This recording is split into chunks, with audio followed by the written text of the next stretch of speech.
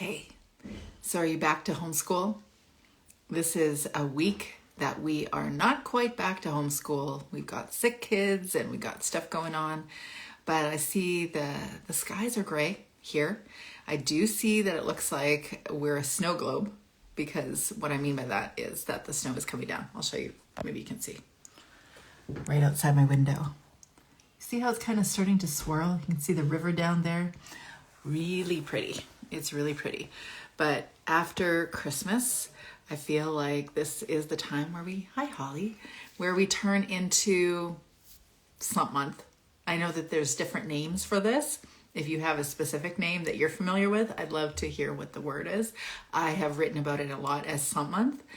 Can we call it slump season?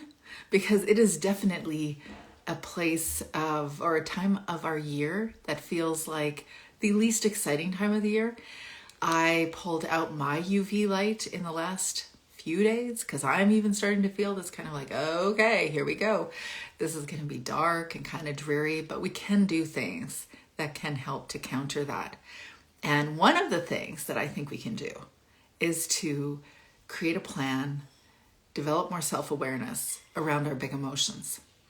So instead of when I was a kid, there was always one diet after the other, that January was the time you went on a diet for a solid 3 weeks and you created your new exercise routine and you did all the resolutions, but that is apparently not a thing anymore, thankfully.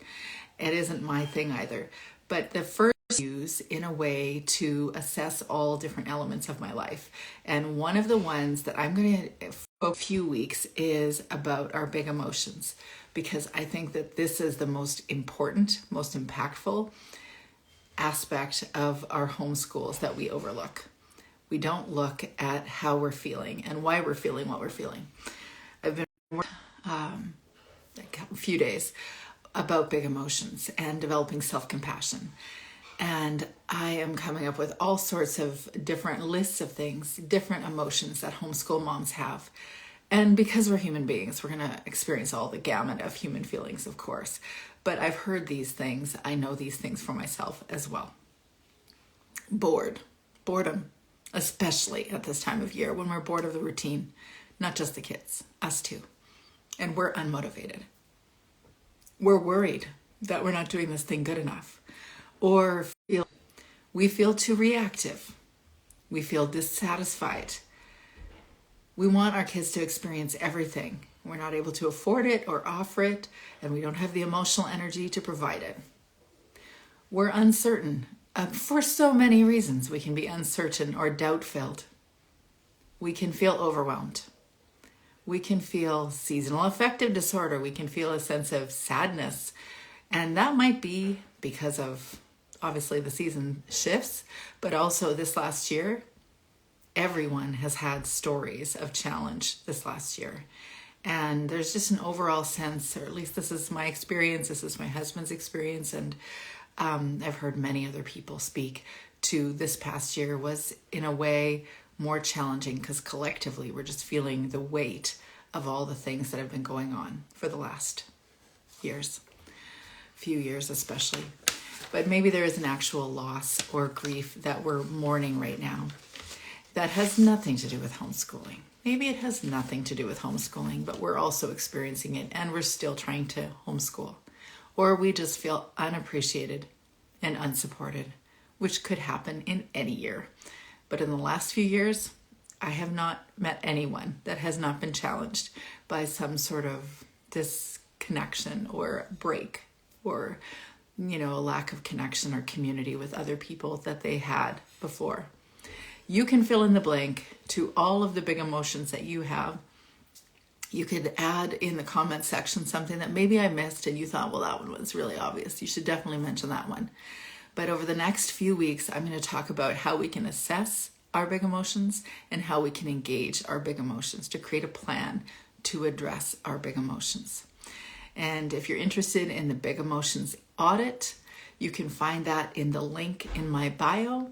And you'll also see that I'm offering a free Facebook class in the Facebook group, the Homeschool Mama Support Group. You need to register for that event. It is going to be by Zoom this time, so you'll be able to have a chat with me, have any question and answer that you want to address at the end of that time. That'll be next Wednesday at 1 p.m. Pacific Standard Time in the Facebook support group. And I'm going to offer a self-compassion intensive. So that means we're going to spend an hour and a half and do a small group coaching. I really love it when it's less than 6 people, but my favorite is when there's 2. Just 2 people, because we can dig deep in a whole different way than we would if we were doing larger numbers of people.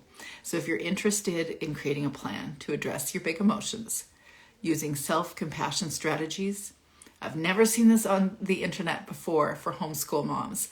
And beyond every single thing that we could do to plan for our homeschool lives or family lives, every single thing that we could do for ourselves, it would be actually enact self-compassion strategies.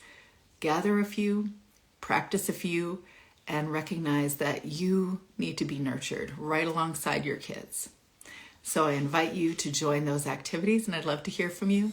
Tuesday afternoons is my typical time to engage you directly. You're welcome to book an appointment with me. You can find that in the link in my bio as well. If you're looking to engage in a coaching discussion or use me as the gentle accountability partner to develop those those self-compassion practices.